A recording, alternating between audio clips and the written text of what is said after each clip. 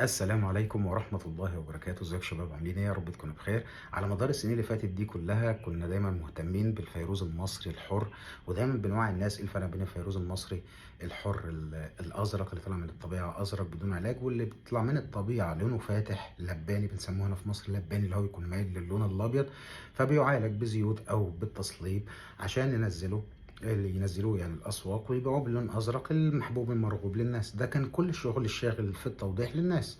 اكتشفت ان انا مؤخرا بقيت محتاج ان انا اتكلم هل مصر اصلا فيها فيروز ولا لا.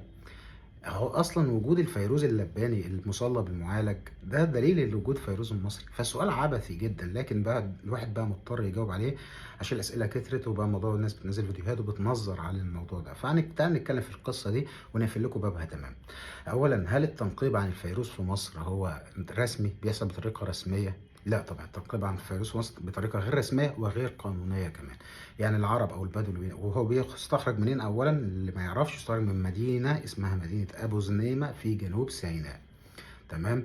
التنقيب عنه غير رسمي وغير قانوني، فمستحيل واحد عربي او بدوي من الموجودين هناك في جنوب سيناء في ابو زنيمه ان هو يصور عمليه التنقيب دي. مستحيل، غير رسمي، ما ينفعش. فالقصه ليه ما بتصوروش المناجم بتاعت القصه دي منتهيه. يعني انا كده جاوبت لك ايه السبب. تاني حاجة بقى، أنا معايا خام الفيروز، أنا بوريك خام فيروز أزرق طبيعي طالع من التربة بدون تصليب بدون علاج. دي خامة مش معالجة، دي خامة طبيعية أهو. الحمرة في إيدي مصورتها أكتر من مرة. لونها أزرق أزرق، رويال بلو. لونها أزرق رويال بلو. اللي بيفهم في الفيروز فاهم أنا بتكلم في إيه. دي خامة.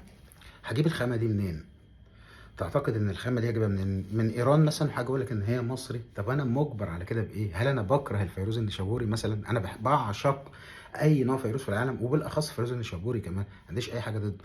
وكمان انا بتاجر. انا لو قلت على الفيروز ده فيروز نشابوري باللون الرويال بلو اللي هو فيه ده والشبكيه بتاعته، انا هبيعه باضعاف اضعاف السعر اللي انا ببيعه مع الناس، اللي انا بحاول اقنعهم وافهمهم يعني ايه فيروز حر، ويعني ايه فيروز مصري، ويعني ايه.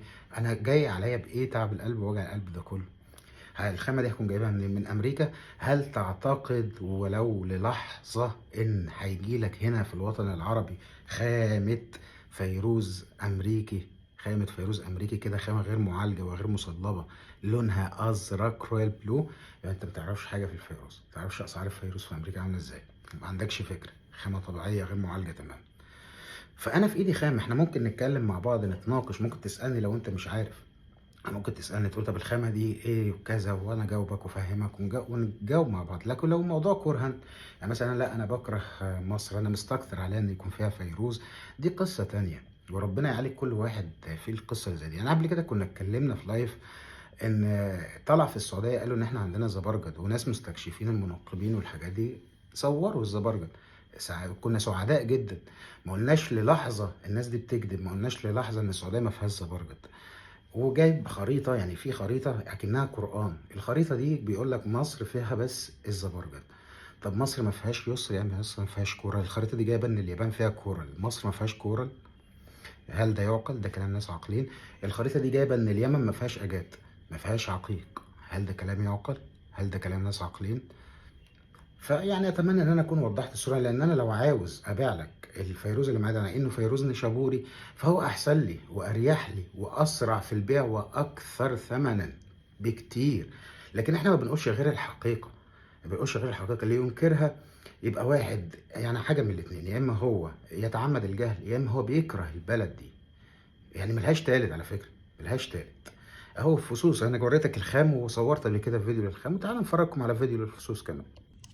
وادي فصوص من الفيروز المصري الحر اللي احنا بقالنا سنين بنشتغل فيه. فانا يعني جاي عليا بايه ان انا الفص ده يكون مش فيروز مصري مستخرج من سيناء، واقول لك عليه ان هو مصري. طب لو هو نشابوري ما اقول عليه نشابوري، وخد كده سكرين شوت او الفيديو مسجل قدامك، واسال عن الشبكيات بالالوان زي دي النشابوريه اسعارها بتكون عامله ازاي، وتعالى يا عم اديني فيها نص سعرها بس، اديني فيها نص سعرها فقط لا غير.